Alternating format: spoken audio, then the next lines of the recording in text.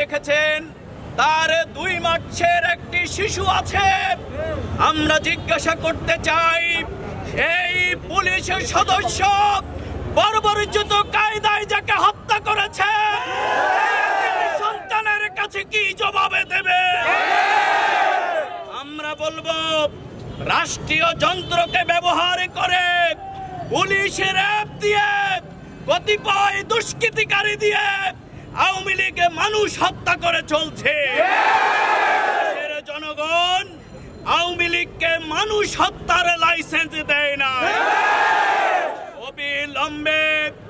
অবিলম্বে আমার প্রিয় ভাই ব্রিগেডিয়ার আমান আল আজমি, ব্যারিস্টার আরমানকে ফেরত দিতে হবে। গুমকৃত ব্যক্তিদেরকে তাদের পরিবারের কাছে ফেরত দিতে হবে। আমরা জানি, আমরা পুলিশের বিরুদ্ধে নই, র্যাবের বিরুদ্ধে নই, তারা প্রজাতন্ত্রের কর্মচারী। সুতরাং আওয়ামী লীগ তাদেরকে দিয়ে যা ইচ্ছা তাই করবে, এটা হতে দেয়া যাবে না। অনেক পুলিশ সদস্যদেরকে চিনি, আমার আত্মীয় যারা তাহাজ্জুদের নামাজ পড়ে। আমরা বলবো, আপনারা এই দুষ্কৃতিকারী, মানুষ গুমকারী, হত্যাকারী সদস্যদেরকে প্রত্যাখ্যান করুন। জনগণ আপনাদের সাথে আছে। প্রিয় ভাইরা আমার, আওয়ামী লীগের সাধারণ সম্পাদক ওবায়দুল কাদের বলেছেন আওয়ামী লীগ নাকি করোনা থেকে শক্তিশালী।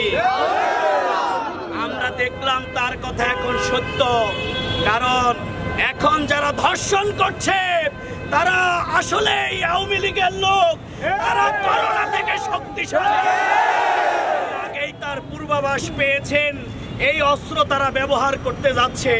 তাই ধর্ষকদের বিরুদ্ধে সামাজিক প্রতিরোধ গড়ে তুলতে হবে। ধর্ষক লীগ সেখানেই প্রতিরোধ গড়ে।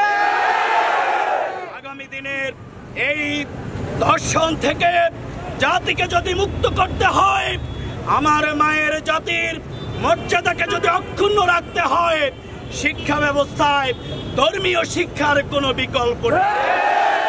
আমরা বিশ্বাস করি সর্বপর্যায়ে ধর্মীয় শিক্ষা চালু করার মাধ্যমে শুধুমাত্র আইন করে ধর্ষণ বন্ধ করা যাবে না। সুতরাং ধর্মীয় শিক্ষা চালুর মাধ্যমে, নৈতিক শিক্ষা চালুর মাধ্যমেই এই অপরাধকে, মহামারীকে মোকাবেলা করতে হবে। জামাত ইসলামী, ইসলামী ছাত্র শিবির আজকে সেই দায়িত্ব পালন করে যাচ্ছে। আগামী দিনের সকল আন্দোলন সংগ্রামে আমরা যেভাবে রাজপথে ছিলাম, সেইভাবে রাজপথে থেকে সবাইকে ভূমিকা পালনের উদাত্ত আহ্বান জানাচ্ছি।